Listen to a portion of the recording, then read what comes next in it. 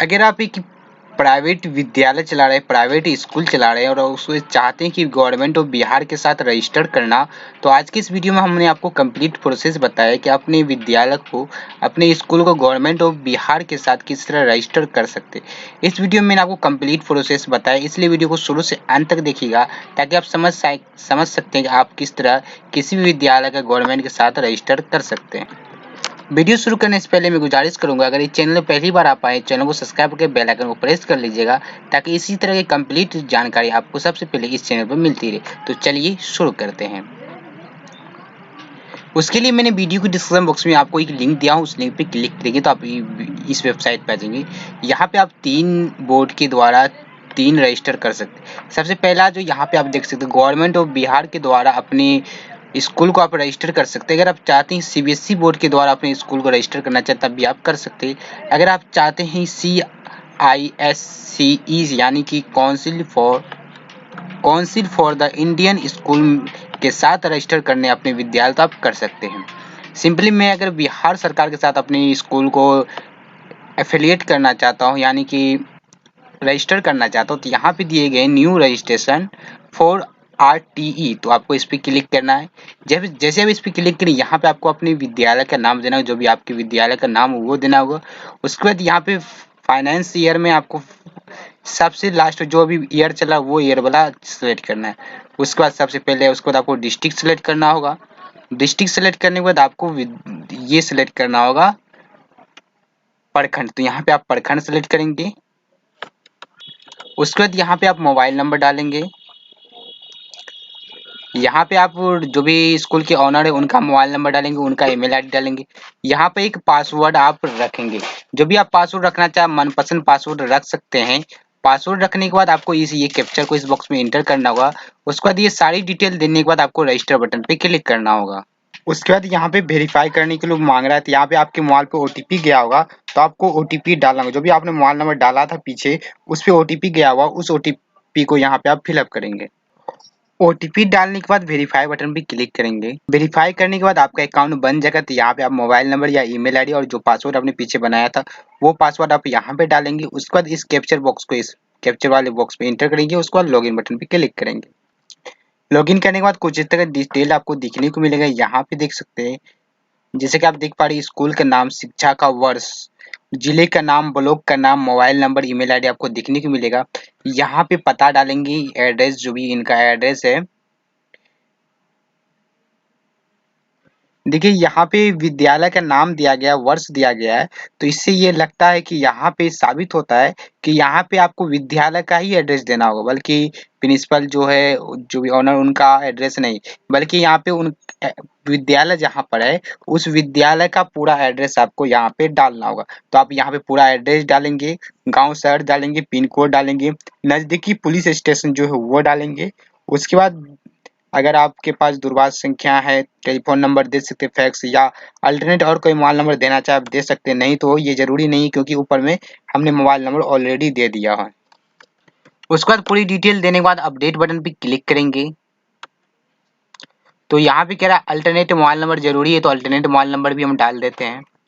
तो मैंने alternate number भी दे दिया। उसके बाद पूरी डिटेल देने के बाद आपको अपडेट बटन पे क्लिक करना है। अपडेट करेंगी, सेव सक्सेसफुली हो चुका, ओके करेंगे तो हमारी डाटा सेव हो चुकी है। अब नीचे आएंगे और फिर उसके बाद यहाँ पे ये सभी डिटेल हमें अपलोड करनी होगी, डिटेल अपडेट करनी होगी, अपलोड भी करनी होगी कुछ डिटेल। उसके बाद हमें ये सारी डिटेल को अपडेट करना है, कुछ डॉक्यूमेंट भी अपडेट करना है, अपलोड करना है। सबसे पहले सामान्य सूचनाएं हमें की डिटेल हमें अपलोड करना है, नामांकन की स्थिति की डिटेल हमें अपलोड करना है, आधारभूत संरचना का ब्यौरा मुझे अपलोड करना है, उसकी डिटेल, और अन्य सुविधा क्या, पाठ्यक्रम की सुविधा, क्या क्या सुविधा आपके विद्यालय में वो आपको यहाँ पे डिटेल देनी होगी। साथ साथ आपके विद्यालय में कौन कौन से शिक्षक है, उसकी क्या क्वालिफिकेशन है, वो कौन से विषय की शिक्षक है, ये सारी डिटेल हम शिक्षक ब्यौरा में फिलअप करेंगे। उसके बाद कुछ डॉक्यूमेंट भी मुझे अपलोड करना है। ये सारी चीज कंप्लीट करने के बाद हमको सबमिट करना है, यानी फाइनलाइज सबमिट करना है। चलिए सबसे पहले यहाँ पे 1 में सामान्य सूचनाएं पे क्लिक करेंगे। जैसे सामान्य सूचनाएं पे क्लिक करेंगे, सबसे पहले यहाँ पे कह रहा है आपका जो विद्यालय है वो कौन से साल स्थापना हुई है, तो आप साल सेलेक्ट करेंगे। उसके बाद कह रहा है कि आपके विद्यालय में पहली पहली बार विद्यालय प्रारंभ होने की तिथि, यानी कि विद्यालय आपने बनाया तो पहली बार आपकी विद्यालय कब प्रारंभ हुई, यानी कि उद्घाटन की भी डेट आप दे सकते हैं, पहली बार प्रारंभ कब हुई वो डेट भी आप यहाँ पे दे सकते हैं, उद्घाटन की।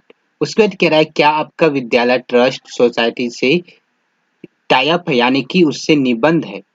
तो ये आपके लिए कंपलसरी हो जाता है, आपका विद्यालय किसी भी ट्रस्ट से या सोसाइटी से निबंध होना चाहिए, यानी कि टाई अप होना चाहिए। अगर आपका विद्यालय किसी भी सोसाइटी या ट्रस्ट से निबंध नहीं है, टाई अप नहीं है, तो आप गवर्नमेंट ऑफ बिहार से रजिस्टर नहीं कर सकते।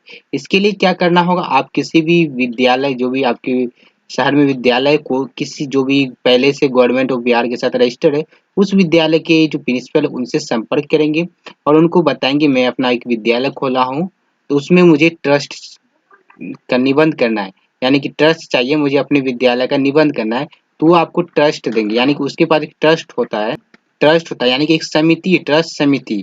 तो उसका जो वो जो विद्यालय का ट्रस्ट समिति बना हुआ है, वो अपने ही ट्रस्ट समिति में अगर चाहे तो आपके विद्यालय को भी शामिल कर सकता है।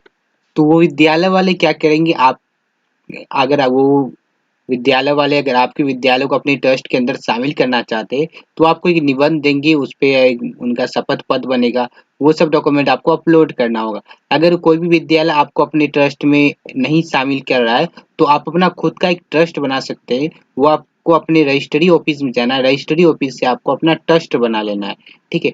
ट्रस्ट अगर आप किसी विद्यालय के ट्रस्ट यानी कि जो विद्यालय पहले से बने वो विद्यालय जिस ट्रस्ट पे है, अगर उसी ट्रस्ट में आप जुड़ना चाहते हैं तो आप संपर्क कर सकते हैं ट्रस्ट वाले से या प्रिंसिपल से, विद्यालय के प्रिंसिपल से। तो विद्यालय के प्रिंसिपल से आप संपर्क करके और उनके ट्रस्ट में, उनकी सोसाइटी में आप अपने विद्यालय को रजिस्टर कर सकते हैं, ठीक है। अगर वो राजी हो जाते हैं तो कर सकते हैं, लेकिन आप किसी अन्य के ट्रस्ट में अगर आप अपने विद्यालय को आप टाई अप करना चाहते हो तो उसमें आपको कुछ नुकसान भी है। क्या नुकसान है वो भी मैं आपको क्लियर बता रहा हूँ। वीडियो पसंद आए वीडियो को लाइक कीजिएगा। तो इसमें ये नुकसान है कि जिस भी ट्रस्ट से आप अपने विद्यालय को एफिलिएट कराते हैं यानी कि रजिस्टर करवाते हैं, उस ट्रस्ट वाले को पूरा अधिकार होता है कि वो आपके विद्यालय का पूरा आय ब्यौरा मांगे। कब आपके विद्यालय में कितने स्टूडेंट है, कितने आपकी इनकम हुई, कितने आपने टीचर को पेमेंट किया, वो सारा जो ब्यौरा होता है वो ट्रस्ट वाले आपसे ले सकते हैं। ये उनको पूरा अधिकार है कब आपने क्या खर्च किया। और दूसरा उनके पास अधिकार है, वो जब भी चाहे जिस भी टीचर को चाहे अपने आपके विद्यालय से हटाने का वो हटा सकते हैं। यहाँ तक कि ये है कि ट्रस्ट वाले प्रिंसिपल को भी चेंज कर सकते हैं। इसलिए किसी भी अगर ट्रस्ट के अंदर आप अपने विद्यालय को एफिलिएट कराते हैं यानी कि निबंध करते हैं, तो इसमें वो ट्रस्ट वाले को पूरा अधिकार होता है कि वो आपके विद्यालय के किसी भी स्टाफ या प्रिंसिपल को चेंज कर सकता है। और दूसरी बात कि वो आपसे ट्रस्ट वाले आपसे आपका विद्यालय का आय भी मांग सकता है, आपके विद्यालय में कितनी आय हुई, कितने खर्च हुए, वो सारी डिटेल ट्रस्ट वाले आपसे मांग सकते हैं। ये उनका पूरा अधिकार गवर्नमेंट की ओर से मिला हुआ ट्रस्ट वाले को। अगर ये सब लफड़ा में आप नहीं पढ़ना चाहते हैं तो आप खुद का अपना एक ट्रस्ट बना सकते हैं, जो कि आपको अपने रजिस्ट्री ऑफिस से एक ट्रस्ट बनाना होगा। जो ट्रस्ट बनाने के बाद ट्रस्ट का नाम यहाँ पे देना, किस नाम से आपने ट्रस्ट बनाया है। अगर किसी विद्यालय के या किसी भी ट्रस्ट के अंदर अपने विद्यालय को टाई अप करना चाहते हैं तो उस ट्रस्ट का नाम आपको देना होगा। उसके बाद कह रहा है क्या आपकी विद्यालय ट्रस्ट से निबंध यानी एफिलिएट है, तो उसको यस करेंगे। उसके बाद ट्रस्ट वाले जो है वो आपको एक डेट देंगे कि आपकी जो विद्यालय है हमारे ट्रस्ट में इतने दिनों तक वैध है। तो ये आप खुद का ट्रस्ट बनाए होंगे तो उसमें भी आपको एक अवधि दी गई होगी, आपकी ट्रस्ट की अवधि इतने सालों के लिए है। तो उस अवधि को आप यहाँ पे डालेंगे कि आपके विद्यालय की ट्रस्ट की अवधि कितनों सालों के लिए है, वो आप यहाँ पे डाल सकते हैं। या आपका खुद का ट्रस्ट है या किसी ट्रस्ट में आप अपने विद्यालय को टाई अप किए हैं, तो वो ट्रस्ट वाले आपको कितने दिन की वैधता दिए हैं वो डेट आपको डालेंगे। उसके बाद कह रहा है क्या आपके विद्यालय जो भी ट्रस्ट वाले वो आपसे एक शपथ पत्र बनवाएंगे, उस पे सूची रहेगा कौन कौन से मतलब टीचर वगैरह है, वो शपथ पत्र क्या आपके पास है तो वो यस डालेंगे। उसके बाद जो भी शपथ पत्र आपको ट्रस्ट वाले बना के देंगे वो शपथ पत्र आपको यहाँ पे अपलोड करना, चूज फाइल पे क्लिक करके उसे अपलोड कर सकते हैं। चलिए अब नीचे आएंगे, यहाँ पे विद्यालय के चेयरमैन या प्रेसिडेंट या मैनेजर का कार्यालय का पता देना होगा, ठीक है। चेयरमैन या प्रेसिडेंट या मैनेजर किसी एक का यहाँ पे आपको डिटेल देना होगा जिसका आप देना चाहिए। चेयरमैन का ही आप दे सकते हैं, यहाँ पे आप नाम डाल सकते हैं चेयरमैन का, जो भी नाम हो वो डालेंगे। और यहाँ पे पोस्ट उसको क्या देंगे तो वो आप यहाँ पे पोस्ट में चेयरमैन यहाँ से कॉपी करके यहाँ पेस्ट कर देता चेयरमैन। उसके बाद उसका मोबाइल नंबर डालेंगे चेयरमैन का, उसके बाद उसकी ईमेल आईडी, उसके बाद चेयरमैन का पूरा एड्रेस यहाँ पे आपको डाल देना होगा। उसके बाद यहाँ पे विद्यालय के जो प्रिंसिपल है उसका नाम डालना होगा, और विद्यालय के जो प्रिंसिपल है उसका मोबाइल नंबर जो है वो आपको इस बॉक्स में डालना होगा। उसके बाद आपको नीचे आना, यहाँ पे विद्यालय के 3 साल के आय मतलब इनकम और खर्च को आपको दर्शाना होगा, यानी कि 15, 16, 16, 17, 18, 19 जो भी है, तो 3 साल का आपको कम से कम यहाँ पे डिटेल देना होगा। तो हमारा जो विद्यालय है 2020 में मतलब 21 में ही स्टार्ट हुआ, स्थापना हुआ, तो ये हमारे लिए जरूरी नहीं है। अगर इस समय आप 0 फिलअप कर सकते, क्योंकि हमारे लिए ये जरूरी नहीं है। जिसकी विद्यालय पुराना है, वो अब 2-3 साल बाद रजिस्टर कर रहे गवर्नमेंट से, तो उसको ये डिटेल देना होगा कि आपके विद्यालय ने कौन से फाइनेंस ईयर वित्तीय वर्ष में क्या क्या आपके विद्यालय में हुआ, मतलब कितनी इनकम हुआ, कितनी खर्च हुआ, ये डाल सकते हैं। अगर आपका न्यू है तो आप इसे खाली छोड़ सकते हैं, इस बॉक्स में 0 फिलअप कर सकते हैं। अगर 0 फिलअप नहीं करेंगे तो लोड नहीं लेगा, ठीक है।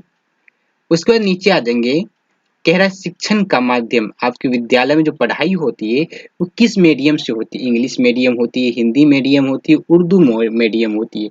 तो जो भी मीडियम से आपके विद्यालय में पढ़ाई होती है वो आप यहाँ पे मीडियम सेलेक्ट कर सकते हैं।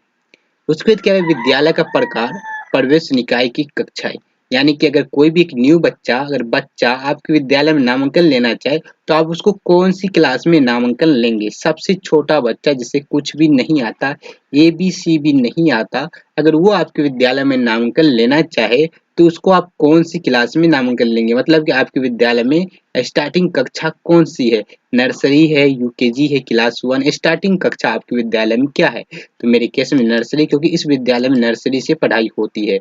ओके। उसके बाद कह रहा है कि आपके विद्यालय को किसी एजेंसी या किसी संस्था से कोई भी सहायता प्राप्त है, अगर प्राप्त है तो नाम डालेंगे उसकी, ठीक है, और सहायता की प्रतिशत डालेंगे, नहीं तो खाली छोड़ेंगे। उसके बाद कह रहा है क्या आपके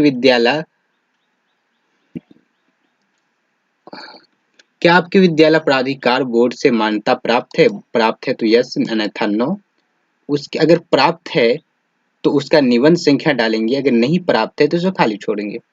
उसके बाद कह रहा है क्या आपके विद्यालय के पास अपना भवन है, कह रहा है विद्यालय के पास अपना भवन है, यानी कि विद्यालय जो है वो अपना भवन पे चल रहा है या किसी किराए पे लेकर वहां पे भी विद्यालय चलाया जा रहा है। अगर विद्यालय किसी प्रिंसिपल की अपना जगह है, मतलब अपना भवन पे है, तो यस करेंगे। जैसे आप यस करेंगे, यहाँ पे कह रहा है अपलोड ओनरशिप पेपर, आपकी खुद के नाम पे अपना खुद का भवन है तो उस भवन का कागजात जो होगा, जमीन की रसीद वगैरह, वो आपको अपलोड करना है यहाँ पे, ठीक है। अगर आप किराए पे लिए हैं तो आपको नो सेलेक्ट करना है, अगर किराए पे लिए तो नो सेलेक्ट करेंगे। और जो भी मालिक है किराए, मतलब कि उस भवन के मालिक है जिससे आपने किराए पे लिया है, उससे एक एग्रीमेंट आप करवाए होंगे, तो लीज पेपर या एग्रीमेंट, तो उसको आप अपलोड करेंगे। अगर खुद का आपका है तो आप जमीन की रसीद वगैरह अपलोड कर सकते हैं। खुद का है तो यस सेलेक्ट करेंगे, अगर खुद का नहीं है किराए पर है तो नो सेलेक्ट करेंगे। उसके बाद एग्रीमेंट पेपर आपको अपलोड करना है। उसके बाद यहाँ पे कह रहा है क्या विद्यालय के भवन अन्य आधारभूत संरचनाएं मैदान केवल शिक्षा एवं कौशल की व्यवस्था की जाती है, यानी कि आपके विद्यालय में कौशल के लिए मैदान के लिए है, यानी कि खेल कूद के लिए मैदान वगैरह है, तो यस करेंगे। उसके बाद कह रहा है कि विद्यालय जो आपके विद्यालय है वो टोटल कितने डिसमिल में है, आपके विद्यालय टोटल कितने डिसमिल में, वो आपको क्षेत्रफल, यानी कि आपके विद्यालय का क्षेत्रफल क्या है वो आपको डिसमिल में बताना होगा, ठीक है। ठीक है, आपके विद्यालय का जो क्षेत्रफल है वो आपको डिसमिल में बताना होगा।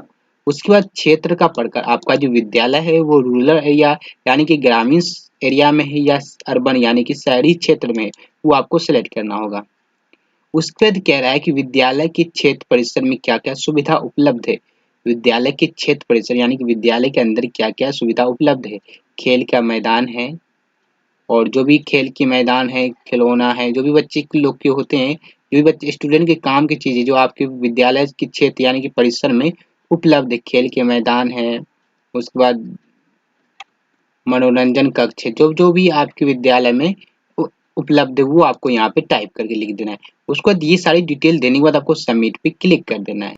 सबमिट पे क्लिक करेंगे, ये जो आपका स्टेटस ये सक्सेस हो जाएगा यहाँ पे, ठीक है। क्योंकि मैं आपको सिर्फ बता रहा हूँ, मैं अभी किसी भी विद्यालय का रजिस्ट्रेशन नहीं कर रहा हूँ, क्योंकि आप लोग का बहुत सारा कमेंट था कि विद्यालय कैसे निबंध करे, किस तरह रजिस्टर करे, उस पे मैं वीडियो बना रहा हूँ। तो ये डिटेल देने के बाद आपका ये भी कंप्लीट हो जाएगा। उसके बाद दूसरा ऑप्शन पे आपको नामांकन की स्थिति पे, नामांकन स्थिति पे क्लिक करेंगी। उसके बाद यहाँ पे कह रहा है क्लास 1 से नीचे, क्लास 1 से नीचे, उसके बाद यहाँ पे कह रहा है क्लास 1 से नीचे के वाले जो बच्चे हैं उसमें कितने सेक्शन आपके चलते हैं वो डालेंगे, उसमें कितने टोटल स्टूडेंट है वो डालेंगे। उसके बाद कह रहा है क्लास 1 से 5 तक में कितने सेक्शन है आपके विद्यालय में वो डालेंगे। उसके बाद यहाँ पे कह रहा है कि आपके विद्यालय में 1 से 5 तक में टोटल कितने स्टूडेंट है वो आपको यहाँ पे डालेंगे। उसके बाद कह रहा है 6 to 8 में आपके विद्यालय में कितने सेक्शन चलते हैं वो डालेंगे, और उसमें टोटल कितने स्टूडेंट है वो आपको यहाँ पे डालेंगे। ये सारी डिटेल देने के बाद आपको सबमिट बटन पे क्लिक करना है। जब आप सबमिट करेंगे तो ये डाटा भी आपका सक्सेस हो जाएगा, सेव हो जाएगा। उसके बाद तीसरी ऑप्शन पे है आधारभूत संरचना का ब्यौरा, इस पे क्लिक करेंगे। अब यहाँ पे आपसे पूछ रहा है कि आपके विद्यालय का वर्ग कक्ष यानी कि क्लासरूम जो है वो कितने क्लासरूम है। टोटल आपके विद्यालय में अगर 1 से 8 तक की पढ़ाई होती है तो आपको कम से कम 8 रूम तो होना चाहिए, यानी कि हर क्लास के लिए अलग-अलग रूम। तो टोटल आपके पास कक्ष है यानी कि पढ़ाने के लिए कितने रूम है, तो 8 तो ऐसे होगा, 10 कर देता हूँ क्योंकि पढ़ाने के लिए 10 रूम है। 1 से 8, उसके बाद नर्सरी, यूकेजी, एलकेजी भी हो सकती है। तो जो भी आपके विद्यालय में है वर्ग कर यानी कि पढ़ाने के लिए जो भी आपके विद्यालय में रूम है, कितने रूम है उसकी संख्या आपको दर्ज करनी है। और एक रूम की साइज औसत आकार फीट में आपको यहाँ पे डालना। एक रूम की साइज जो है वो औसत यानी कि फीट में आपको यहाँ पे डालना होगा। तो आपके एक रूम की जो औसत आकार है वो आपको फीट में यहाँ पे डाल देना एक रूम की। उसके बाद कह रहा है कि कार्यालय या प्रधानाध्यापक का यानी कि कार्यालय या प्रिंसिपल का जो कक्ष है वो कितने हैं। अगर कार्यालय अलग है, प्रिंसिपल का कक्ष अलग है तो कितने रूम होंगे, 2 होंगे। अगर एक ही रूम में कार्यालय भी प्रिंसिपल का भी कक्ष है तो 1 रूम डालेंगे, कितने रूम है। उसके बाद कह रहा है उस रूम की आकार, औसत आकार फीट में आपको डालना है। तो उस रूम की आपको औसत आकार इन फीट में देना होगा, कितने फीट का आपका रूम है। उसके बाद आपके विद्यालय में रसोई घर या भंडार है तो कितने रूम हैं तो वो डालना होगा, और उस रूम की आकार फीट क्या है वो आपको फीट में औसत आकार फीट में डालना होगा। ये सारी चीज डालने के बाद आपको सबमिट बटन पे क्लिक करेंगे। उसके बाद ये आपका तीसरा भी ऑप्शन कंप्लीट हो जाएगा। चौथा ऑप्शन पे क्लिक करेंगे अन्य सुविधाएं, अन्य सुविधाएं पे क्लिक करेंगे। उसके बाद कह रहा है क्या सभी सुविधाएं अवरोधर हित पहुंच के अंतर्गत आता है, तो यस या नो आप कर सकते हैं। उसके बाद शिक्षण का अधिगम सामग्री जो है वह डाल सकते हैं। उसके बाद यहाँ पे मतलब शिक्षा पढ़ाने के लिए कौन-कौन से सामग्री सामान आपके पास है, किस सामान के माध्यम से पढ़ाया जाता है। बहुत सारे ऐसे खिलौने होते हैं, खिलौने के माध्यम से बच्चे को पढ़ाया जाता है। तो कौन-कौन से सामान आपके पास उपलब्ध है वो आप यहाँ पे डालेंगे। उसके बाद यहाँ पे कह रहा है खेलकूद सामग्री, खेल के लिए आपके विद्यालय में स्टूडेंट के लिए आपने क्या उपलब्ध किया है। फुटबॉल, गेंद, जो भी बैडमिंटन, जो भी खेल सामग्री आपने अपने विद्यालय में उपलब्ध कर रखे अपने स्टूडेंट के लिए, वो सामग्री का नाम यहाँ पे डालेंगे। उसके बाद कह रहा है क्या आपके विद्यालय में पुस्तकालय है, पुस्तक की सुविधा रखने के लिए, यस या नो करेंगे। उसके बाद कह रहा है पुस्तक की संख्या, आपके पुस्तकालय में कितनी पुस्तक हैं वो आप यहाँ पे डाल सकते हैं, ठीक है। उसके बाद कह रहा है कि समाचार पत्र, क्या आपके विद्यालय में समाचार पत्र यानी कि न्यूज़पेपर आते हैं, तो कितने आते हैं, 1 आते हैं, 2 आते हैं, 3 आते हैं, जैसे कि हिंदुस्तान, दैनिक भास्कर, बहुत सारे न्यूज़पेपर है, समाचार पत्र कितने आते हैं रोज, तो 1 आते हैं तो 1 डालेंगे, अगर 2 आते हैं तो 2 डाल सकते हैं, वो अपने हिसाब से, क्योंकि ये आपका मैटर है। उसके बाद कह रहा है क्या आपकी, उसके बाद कह रहा है पेयजल की सुविधा के प्रकार की संख्या, आपके विद्यालय में पेयजल यानी कि पानी पीने की सुविधा जो है वो कितने तरह की, चापाकल भी हो सकता है, एक मोटर भी हो सकता है, एक फिल्टर भी हो सकता है। तो आपके विद्यालय में चापाकल यानी कि पेयजल पानी पीने की कितनी सुविधा उपलब्ध है, तो जितने भी तरह से पानी पिया जा सकता है, जैसे कि मोटर है तो वो भी, अगर नल लगा हुआ है तो वो भी हो गया, अगर चापाकल है तो वो भी, अगर फिल्टर लगा तो वो भी, तो 3-4 तरह से, जो अगर सिर्फ ट्यूबवेल है तो ट्यूबवेल या नल है तो नल, वो आप डाल सकते हैं। उसके बाद कह रहा है क्या हर कक्षा में कूड़ादान है, उसके बाद कह रहा है क्या हर विद्यालय रूम में, हर कक्षा रूम में एक छोटा सा कूड़ादान है जिसमें स्टूडेंट कचरा फेंक सके, ठीक है। उसके बाद कह रहा है कि विद्यालय में एक सामूहिक कूड़ादान जो कि सबके लिए हो वो है। उसके बाद कह रहा है कि विद्यालय में क्लासरूम में सैनिटाइजर है, सैनिटाइजर पेड, वो आपको इसमें टिक लगा देना है।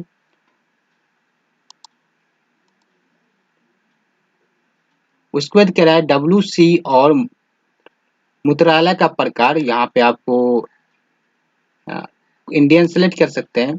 उसके बाद कह रहा है बालकों के लिए अलग,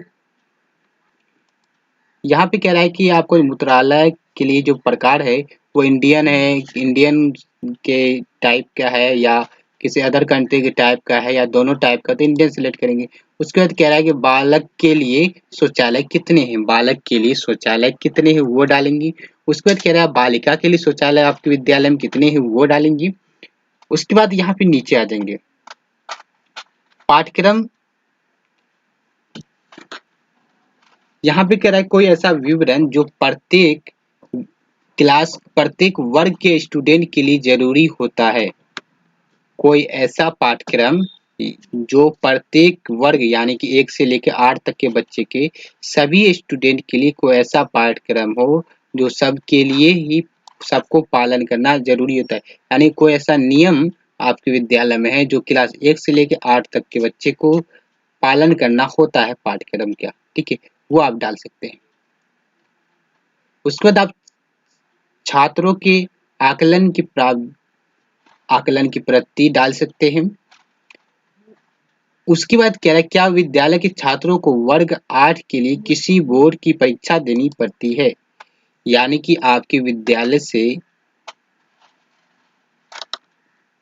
क्या आपके विद्यालय में जो भी स्टूडेंट 8 क्लास में अगर वो 8 क्लास से निकल जाते हैं तो उसको फाइनल मतलब कि एक 8वां का सर्टिफिकेट लेने के लिए, पासिंग सर्टिफिकेट लेने के लिए कोई बोर्ड परीक्षा देनी पड़ती है। जब बोर्ड परीक्षा देंगे तो फिर उसको 8वां का सर्टिफिकेट मिलेगा कि वो 8 पास कर चुके हैं। क्या बोर्ड परीक्षा होती है आपके विद्यालय में, यस या नो। उसके बाद ये सारी डिटेल डालने के बाद सबमिट करेंगे। सबमिट करने के बाद हमारा चौथा ऑप्शन भी कंप्लीट हो चुका है। 5वां ऑप्शन शिक्षकों का ब्यौरा पे क्लिक करेंगे। अब यहाँ पे शिक्षक का डिटेल डालेंगे। कोई भी एक शिक्षक जो भी मेन हो यानी कि आपके अच्छे नॉलेज का हो, अच्छे जो भी टीचर हैं उनकी कोई भी एक शिक्षक का डिटेल यहाँ पे आप डाल सकते। शिक्षक का नाम डालेंगे, शिक्षक का पिता या पति का नाम डालेंगे। उसको शिक्षक का डेट ऑफ बर्थ डालेंगे, शिक्षक की हाईएस्ट क्वालिफिकेशन क्या है, मैट्रिक, इंटर, डिप्लोमा, ग्रेजुएशन जो भी है शिक्षक की हाईएस्ट क्वालिफिकेशन वो डालेंगी। शिक्षक की योग्यता, शिक्षक की व्यावसायिक योग्यता क्या है वो डालेंगे। क्या शिक्षक को ये पढ़ाने का जो अनुभव है ये कितने सालों का वो डाल सकते हैं। उसके बाद कह रहा है ये जो शिक्षक की डिटेल आपने फिलअप किया है ये शिक्षक कौन सी क्लास से पढ़ाते हैं, 1 से 5 तक के बच्चे को या 6 से 8 तक के बच्चे को, 1 से 5 से के बच्चे को या 6 से 8 क्लास के बच्चे को, वो सेलेक्ट करेंगे।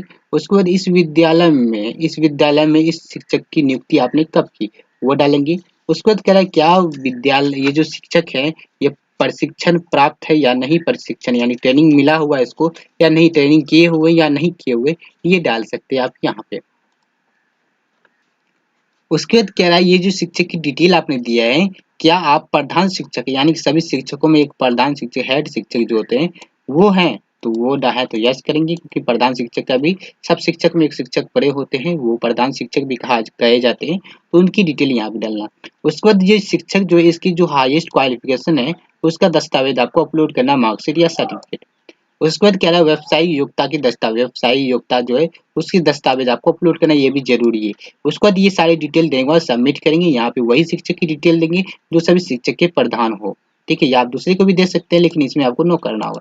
ये सारी डिटेल देने के बाद सबमिट करेंगे। अब मैंने 5 स्टेप कंप्लीट कर लिया है, मैं आपको सिर्फ बता रहा हूँ, मैं कर नहीं रहा हूँ क्योंकि मैं आपको पहले भी बता चुका हूँ। उसके बाद यहाँ पे छठा ऑप्शन है कागजात अपलोड करें, कागजात अपलोड करेंगे। अब यहाँ पे आपको कुछ डॉक्यूमेंट अपलोड करना है। ये वीडियो को आप शुरू से अंतिम तक पहले देख लीजिएगा, डॉक्यूमेंट कंप्लीट कर लीजिएगा तब आप अप्लाई कीजिएगा, ठीक है। उसके बाद कह रहा है signature of school head, school के जो हेड है यानी कि प्रिंसिपल है उसका सिग्नेचर आपको अपलोड करना होगा। उसके बाद अनुलग्नक अपलोड करना होगा यानी डॉक्यूमेंट जो भी है शिक्षक की वो अपलोड कर सकते हैं।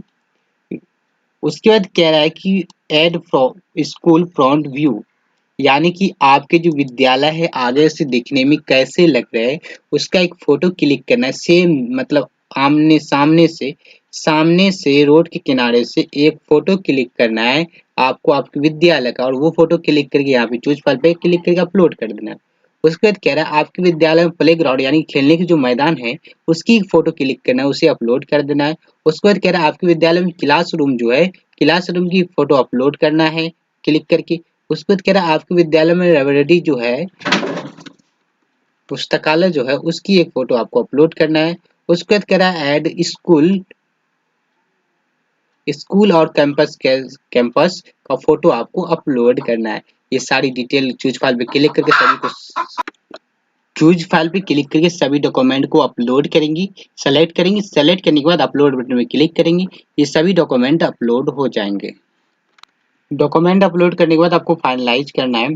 जैसा कि आप देख पा रहे हैं मैंने एक डिटेल को अपडेट कर रखा है, तो यहाँ पे डिटेल अपडेट अपलोडेड दिखा रहा है, डिटेल ये अपलोडेड है। इस पे क्लिक करके हम अब इसे चेंज वगैरह कुछ नहीं कर सकते। एक बार डिटेल जब आप अपडेट कर देंगे तो उसे आप चेंज नहीं कर सकते हैं। इसी तरह आप सभी डिटेल को अपडेट करेंगे, अगर अपडेट करेंगे तो डिटेल अपलोडेड दिखा देगा। जैसा कि मेरे केस में मैंने एक डिटेल को अपडेट किया है तो ये दिखा रहा है। ये अब क्या हो रहा है, चेंज नहीं हो रहा है, इसलिए आप सोच समझ के अप्लाई करेंगे कि आपका यह बाद में चेंज नहीं होगा, ठीक है। तो ये सारी डिटेल देने के बाद आपको फाइनलाइज सबमिट पे क्लिक करना है। इसी तरह आपको ये सभी कंप्लीट करके फाइनलाइज करना होगा। जब फाइनलाइज करेंगे तो उसके बाद आपको रिसिप्ट दे दिया जाएगा, या आप रिसिप्ट यहाँ से भी डाउनलोड करेंगे। यहाँ पे प्रिंट का ऑप्शन है, प्रिंट का ऑप्शन पे क्लिक करेंगे, प्रिंट एप्लीकेशन फॉर्म पे प्रिंट एप्लीकेशन पे क्लिक कर सकते हैं, या व्यू आरटी एप्लीकेशन हिस्ट्री, यहाँ पे हिस्ट्री देख सकते हैं।